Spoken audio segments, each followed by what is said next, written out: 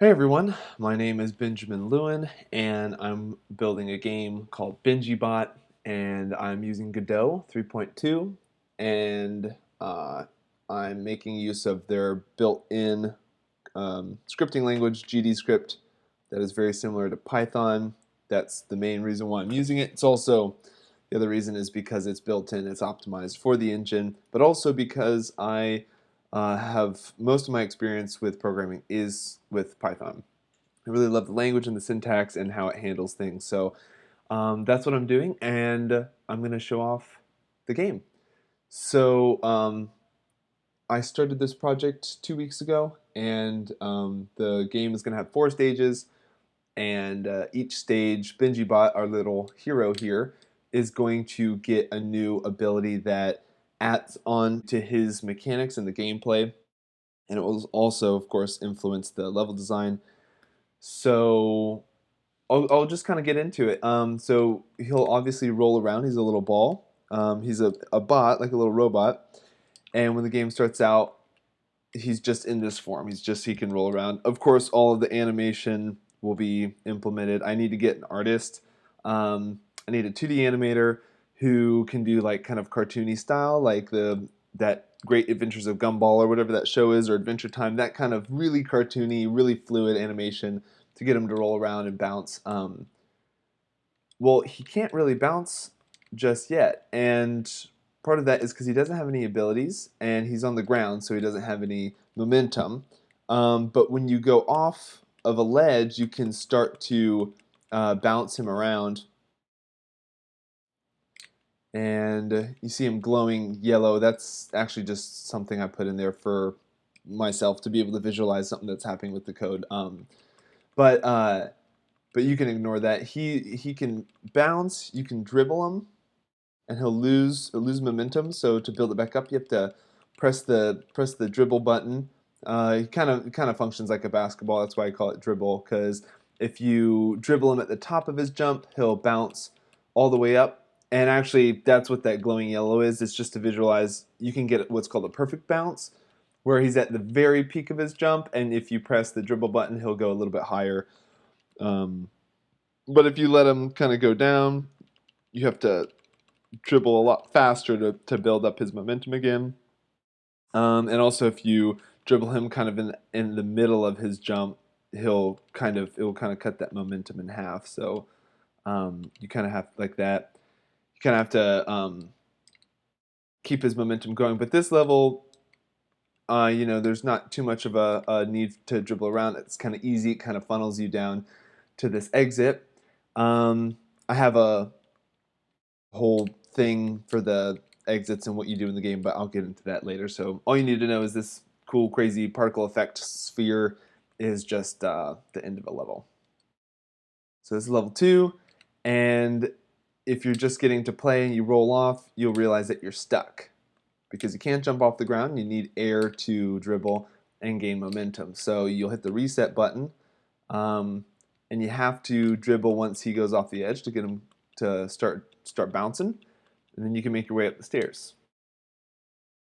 So this is a simple level. I introduced some springboards that give you momentum. So if you're not on the ground, or if you are on the ground, excuse me, and you roll onto it, it will bounce you up, and you can make your way across these pits. And I can go up and kind of move towards the exit, but I see that diamond, so I'll want to go down there. And up, look at that, I haven't kept my momentum going, so I'll have to reset because I'm stuck, and I'll make sure that I keep my bounce going so I can get over these hurdles and up to that diamond.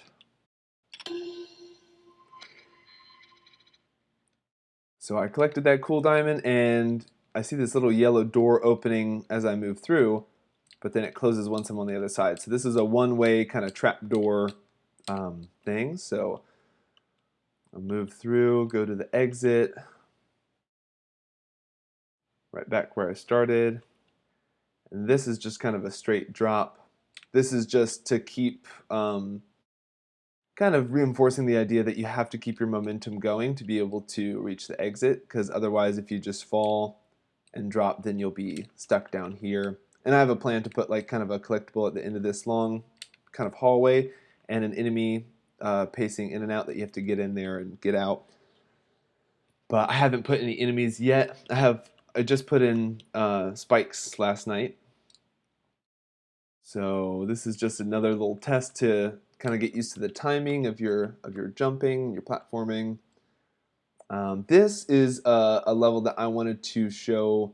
I had first experimented with the springboards having different kind of like velocities, like I can set the power to them, but it was just too inconsistent and it didn't. I like to be consistent with my game vocabulary, so if you see something, you know exactly how it's going to behave. And it's, if I were to change the force of the springboard, I would need to change the color, and I didn't want to create too many variations of a simple thing. So I actually built this level to show you exactly how strong the springboard is. So when you're in a tight space, it hits you up pretty hard, and then it still hits you up hard, but you start to see its limits, and then this okay, that's how high it goes. So you just barely are able to make it over, and then the bottom one down here is much further away, and you won't be able to reach that. So the way you get a little bit of extra height is you have to kind of jump down, bounce on it, and you'll get that extra spring.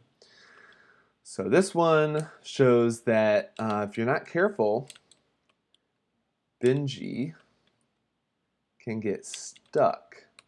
Oh no! So you'll have to reset the level. So you have to keep that bounce going to be able to get over those gaps. Oh no. So I'll make sure I'm very careful and keep that bounce high so I get more air time. Nice.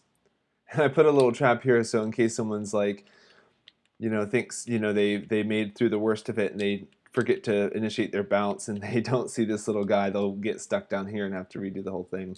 But I may take that out. So this level, I may change this, but I want it to be tricky where you start the level and it's like, hey, what? I don't have any momentum. How am I supposed to do this? You reset, you realize when you reset you have a little bit of this air, so you have to reset and hit the bounce real quick. But I don't want to get too crazy. It's not meta, but it's very tricky.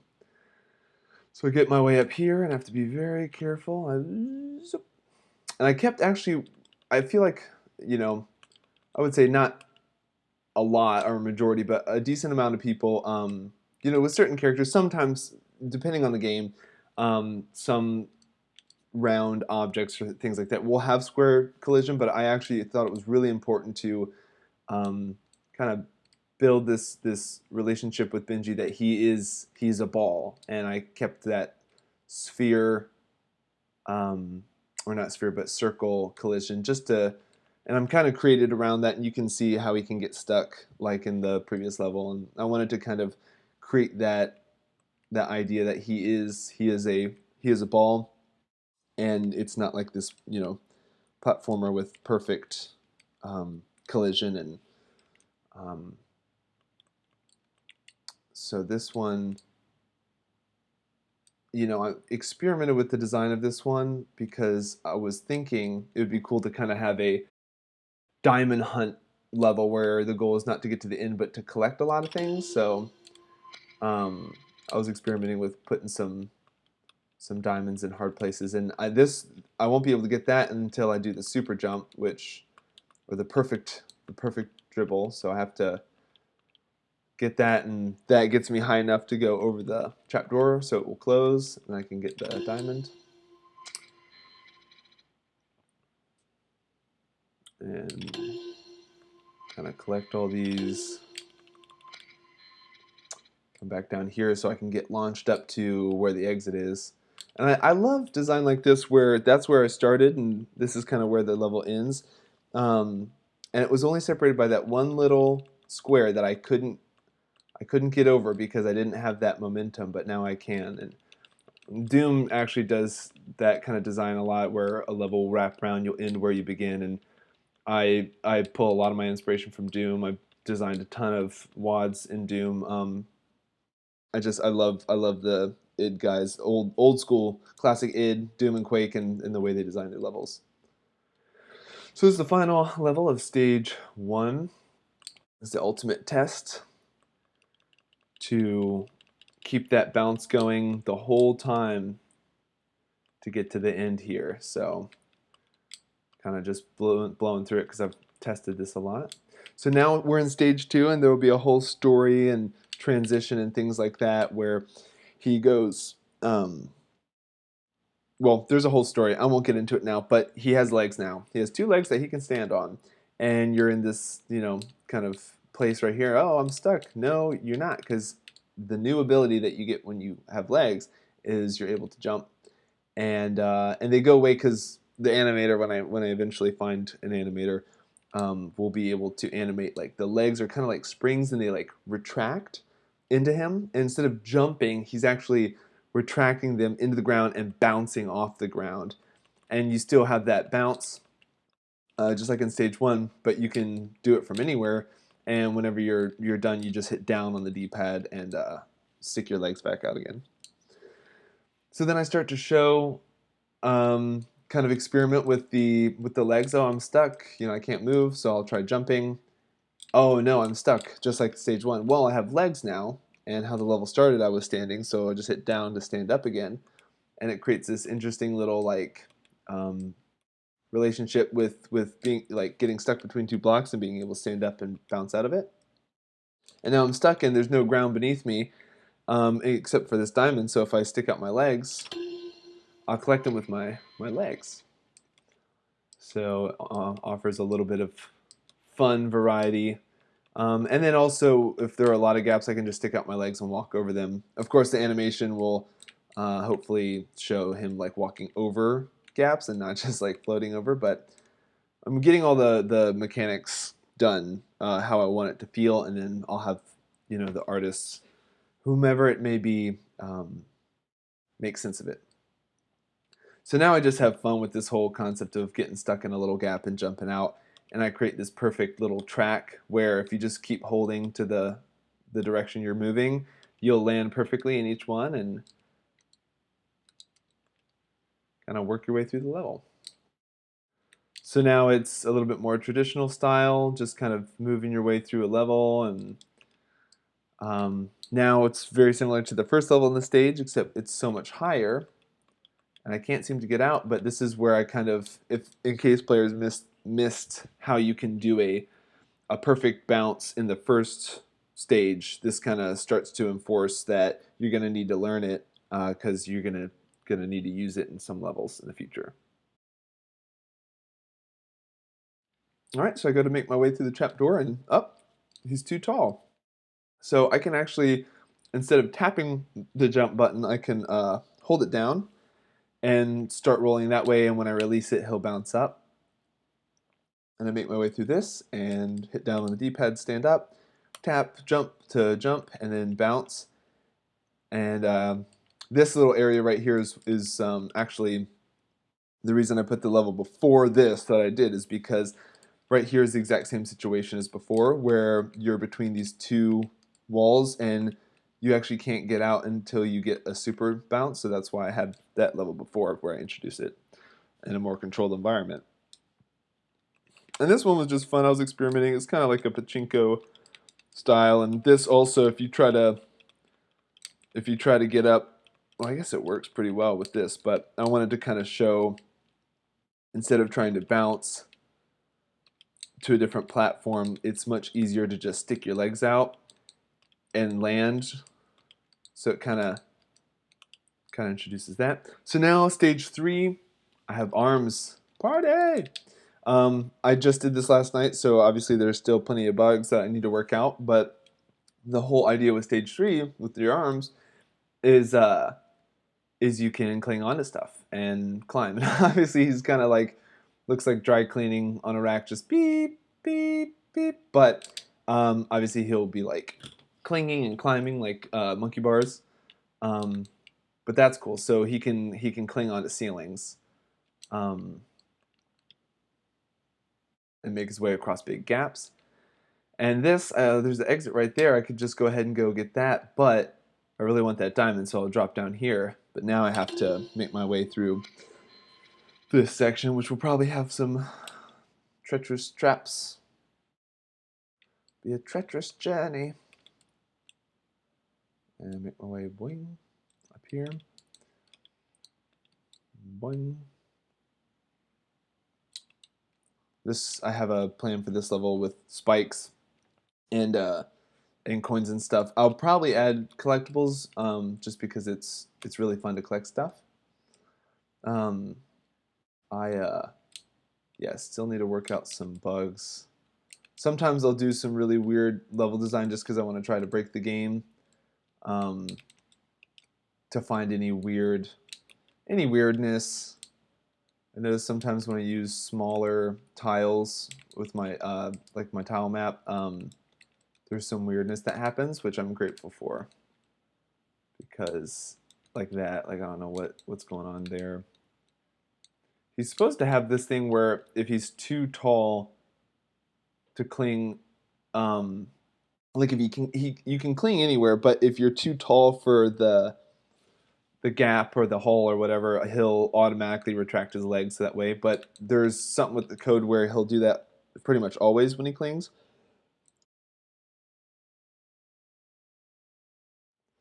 Okay, so this is obviously where I made spikes last night, and if you touch them, it will reset. I have kind of a plan to do more of maybe like a like life or health. Probably not health, probably just lives, and maybe with coins or something you collect. If you collect enough, you can get extra lives. Because I really love that old school style kind of cartridge-based game where they created a challenge. There's no save states, obviously, and like Sonic, where you collect things to give you lives to keep making through the game. However, game overs will probably maybe reset you to the beginning of the stage. I don't know if I'll reset the whole game. If I do, I'll probably have an arcade mode for people who want a little bit more of a hardcore experience, or like a, I guess, traditional old school style harder experience. I do want to also make this game very accessible to just non gamers or I don't know, kids or whomever wants to play and enjoy and just kind of like make their way through the game and not have it be a very um, you know, have it be more of just they want to just experience the game and not have it be more of a challenge. So this area, obviously, if I try to jump through there, I'll get hit. If I try to fall down, I'll get hit. So I put that exit above them just in case they want to try to like get to it, and you can't. And so when you realize that, you're already bouncing, and I kind of wanted to remind people that your bounce slowly lose momentum. So when you kind of start to lose momentum, that's how you can get through the spike trap.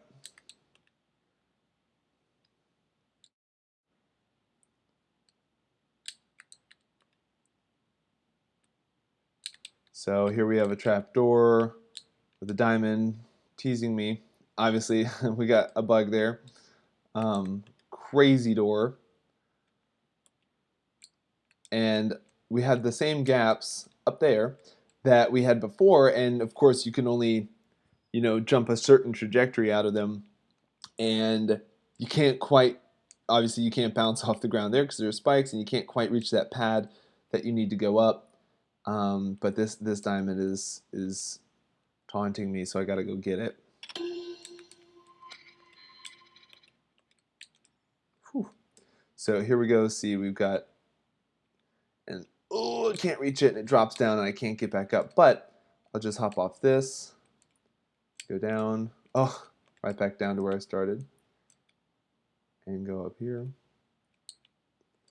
and very careful.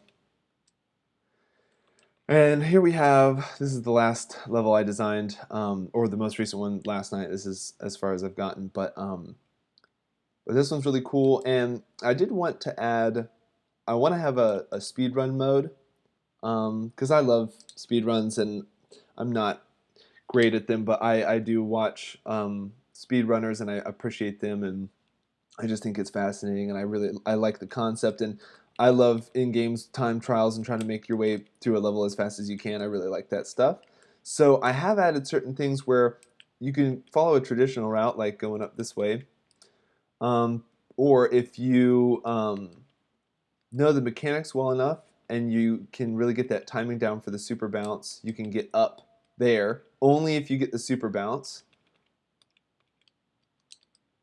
and skip things altogether. So it kind of allows for speedrunners. I don't know if you remember, but one of the first levels I showed in stage 1, there's an exit right above you, and it was the first level with the level with the first diamond, and really, if you just hop down the ledge and get your bounce going and bounce back, you can actually beat the game in like 2 seconds. And I just do want to reward clever players that understand the mechanics um, well enough to be able to kind of hack the system, and I do want to allow for that. So here I'm making my way. And this area right here is incomplete. I want to do something with this, but I really like this concept is really what that door is crazy. Um, where obviously if I fall down on the spikes, I don't want to do that, and I can't like drop down and cling to anything because I don't have anything because I'm falling down. So I'll have to make my way over to this gap right here, and I can't jump over there. I can't cling up there, so I have to kind of go to the springboard, and I'll use my slow bounce that I learned in the other level, and then this finally opens, and I have a ceiling to cling on, and drop down to the exit. So that's all I've got so far, and I hope you enjoyed. And if you have any feedback, anything you notice, any questions, any, oh, this would be cool, or oh, this doesn't make sense at all, or why'd you do this, or whatever, I would absolutely love to hear, because any and all feedback is good feedback. I would love to hear that, and yeah, thanks. If you got this far and you watched all of it and you enjoyed it, thanks so much. That means a lot. And stay tuned. I want to keep putting things out. Also, if you know any artists, environmental artists and or animators, definitely 2D animators, like very fluid, cartoony, traditional style. And then even for the environments, actually, I want to go with a less cartoony style to kind of, if I were to try to encapsulate it, the style would be like the foreground, kind of like the characters and items and things. I want to kind of be reminiscent of that Gumball show, or maybe Adventure Time or Castle Crashers, something very like fun and joyful and fluid. And then the environments, probably a mix of Ori and the Blind Forest meets Samarost, if that makes sense. I kind of, want something mystical, magical, very beautiful, and then also maybe even with a touch of photorealism or photo bashing, just to kind of create depth, because if the characters and items are very cartoony, pop in your face, high contrast, they'll be better contrasted from the environment, and it'll create this nice depth and clarity. And I just think those things are beautiful. Also, now that I say this, I realize that Gumball show is kind of like that too. I've actually never seen it. I just know about it. But they have like realistic environments, not to that level for this game, um, but anyway, I'm rambling, and yeah. So thanks so much.